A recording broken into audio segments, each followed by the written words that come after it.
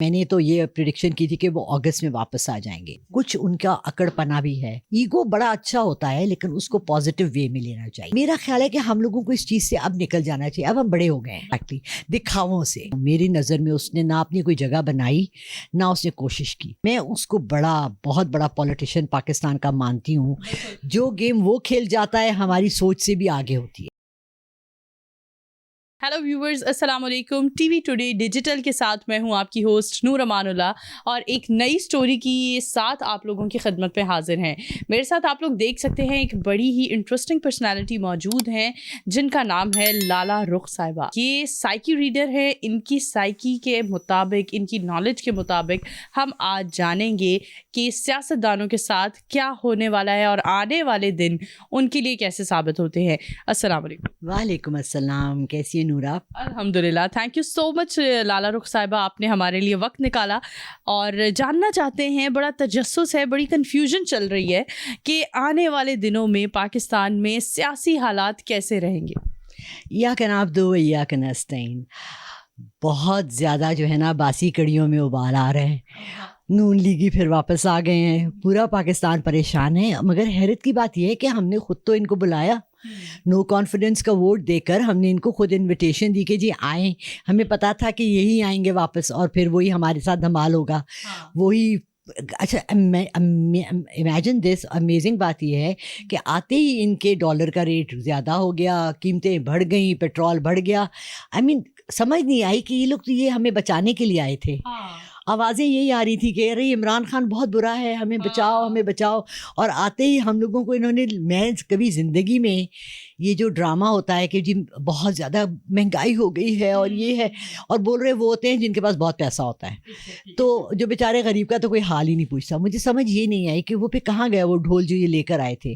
اگر یہ کہتے ہیں عمران خان ناکام ہوا اپنے کام جو بھی اس نے کہا تھا، تو یہ کون سے کامیاب ہو گئے؟ اس کو انہوں نے 2-2.5 سال دیے تو ان کو بھی 3 مہینے 4 مہینے. ہم یہی جاننا چاہتے ہیں کہ عمران خان صاحب کے ستارے یا ان کی سائیکی جب آپ ریڈ کرتی ہیں تو کیا دیکھنے کو ملتا ہے کہ پاکستان کے لیے وہ کتنے زیادہ مزید بینیفیشل ہو سکتے ہیں، یا کیا بتائیں. انشاءاللہ میں نے تو یہ پریڈکشن کی تھی کہ وہ اگست میں واپس آ جائیں گے. اب ہوا یہ ہے کہ دیکھیں بہت دفعہ انسان کے ستارے گردش میں بھی آ جاتے ہیں. کچھ ان کا اکڑ پنا بھی ہے. He is a very very strong egoistical person. Ego بڑا اچھا ہوتا ہے لیکن اس کو پازیٹیو وے میں لینا چاہیے. عمران خان تھوڑا سا ہٹ دھرمی کر گئے، نہیں تو ان کے ستاروں کے بالکل تھا کہ یہ رہیں گے. یہ ووٹ آف نو کانفیڈنس بھی ٹرن اراؤنڈ ہو جائے گا اور اب انشاءاللہ وہ نومبر میں پھر آ رہے ہیں. ٹھیک ہے، دیٹس مائی پریڈکشن. اور آئی ہوپ کہ اللہ کرے، کیونکہ اللہ کا ہاتھ ان کے پیچھے ہے. جو میں نے قوتیں ان کے پیچھے دیکھی ہیں، not as a politician, because وہ ہمارے لیے ایک مسیحا بن کر آ رہے ہیں. ٹھیک ہے، ہم نے ان کو کرکٹر دیکھا، ایک پلے بوائے دیکھا ینگ ایج میں. میں کبھی ان کی فین نہیں رہی as a cricketer. As a politician مجھے سوائے ان کے پاکستان کو بچانے والا کوئی نظر نہیں آ رہا. اس لیے ہم سب دعا کر رہے ہیں کہ اللہ کرے. اور میری سائیکک ریڈنگ بھی یہی ہے کہ انشاءاللہ ان کو ہی واپس آنا ہے اور کچھ کر کے جانا ہے. اچھا، ہم نون لیگ اور پی ٹی آئی کو تو بہت زیادہ ڈسکس کرتے ہیں. کیا لگتا ہے اس ساری سچویشن میں پاکستان پیپلز پارٹی کہاں کھڑی نظر آ رہی ہے؟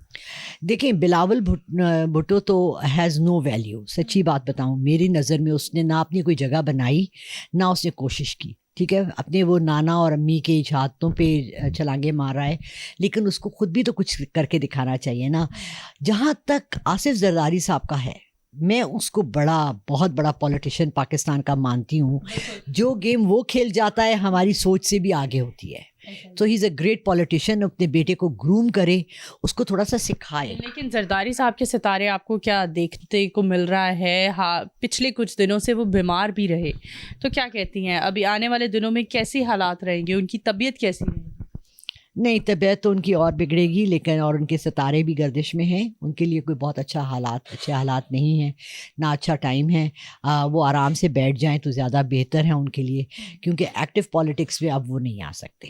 اچھا، ہمارے ہاں ایک معاملہ ہوتا ہے نا، ویسے تو اللہ ان کو مزید صحت یاب کرے اور جلد از جلد وہ بالکل ٹھیک ہو جائیں اور مزید پاکستان کی اسٹریٹجی کو بہتر کرنے کے لیے جو کچھ سوچتے ہیں وہ کریں.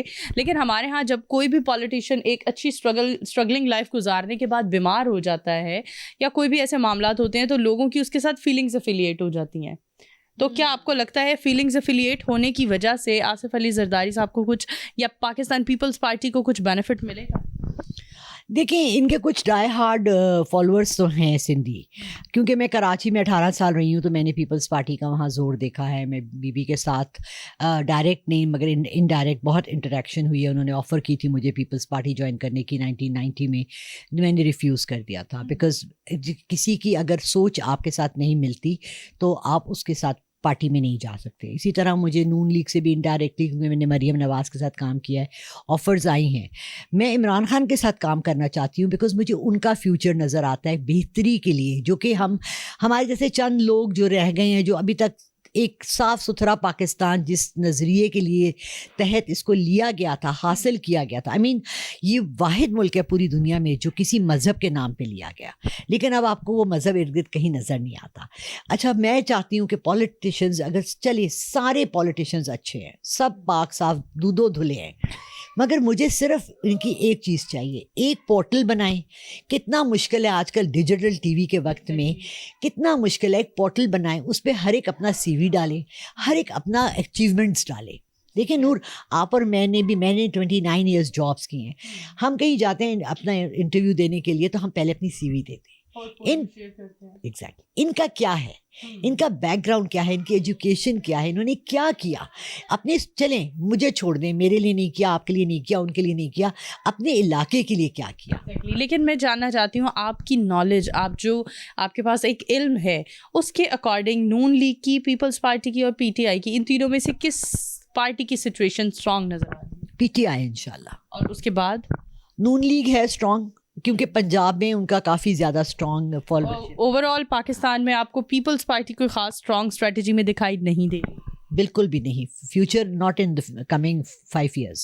اچھا، بہت ساری جگہوں پر عمران خان صاحب تسبیح کے ساتھ دیکھے گئے اور کئی لوگوں نے مطلب اس بات کو ایک اپنے پازیٹیو طریقے سے بھی انہوں نے اس چیز کو ایبزارب کیا، لیکن کچھ لوگوں نے بہت زیادہ تنقید بھی کی. تو کیا سوچتی ہیں یہ تسبیح وغیرہ، ان ساری چیزوں کو اگر کوئی اور بھی اپنا لے، آپ کوئی سجیسٹ کرنا چاہتی ہیں اکارڈنگ ٹو یور نالج؟ نہیں، آئی ڈونٹ تھنک کہ اس سے کوئی فرق پڑتا ہے کہ کسی کے ہاتھ میں تسبیح ہے نہیں. جب میں اسٹارٹ کیا اپنی سائیکک ریڈنگز اور میں نے یہ کہنا شروع کیا کہ مجھے اللہ کی طرف سے یہ گفٹ ہے اور میں یہ اللہ کی مرضی سے کرتی ہوں اور میں نے اللہ سے اجازت لی، ہر جملے میں میرے اللہ تھا، تو مجھے سب نے کہنا شروع کر دیا آپ کو سر پہ دوپٹہ پہننا چاہیے، آپ کو یہ کرنا چاہیے، آپ نے جینز اینڈ ٹاپ میں بھی انٹرویوز دیے ہیں، آپ نے تو ایسے بھی کیا ہے.